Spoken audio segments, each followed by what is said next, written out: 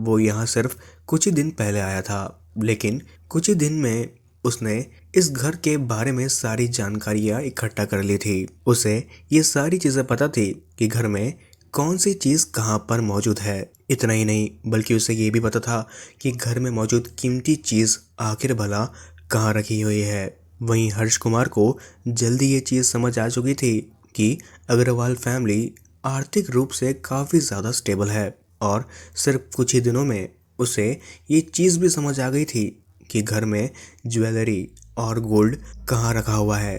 और इन्हीं सारी चीज़ों के बारे में पता होने के बाद उसके मन में बहुत ही ज़्यादा अब लालच पैदा होने लगी थी। अब क्योंकि हर्ष पहले से ही क्रिमिनल रह चुका था और अपने शहर से क्रिमिनल रिकॉर्ड होने की वजह से अपने घर से भाग चुका था।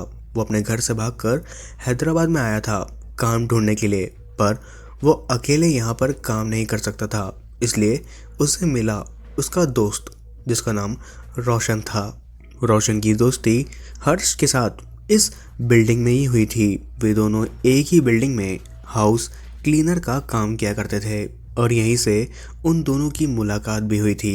धीरे धीरे ये मुलाकात काफ़ी ज़्यादा गहरी दोस्ती में भी बदल चुकी थी। उन दोनों के ही मन में अक्सर पैसों की लालच बनी रहती थी और इन्हीं सारी चीज़ों के बाद हर्ष ने रेनू अग्रवाल के फ्लैट के बारे में अपने दोस्त रोशन को सारी बातें बता दी थी। और तभी जाकर इन दोनों ने एक प्लान बना लिया था कि 10 सितंबर को जब उस घर में सिर्फ और सिर्फ रेनू अग्रवाल मौजूद होगी तब वे लोग रेनू अग्रवाल के घर में घुसकर चोरी को अंजाम देंगे। पर इन दोनों का ही प्लान सिर्फ लूटपाट तक सीमित नहीं था।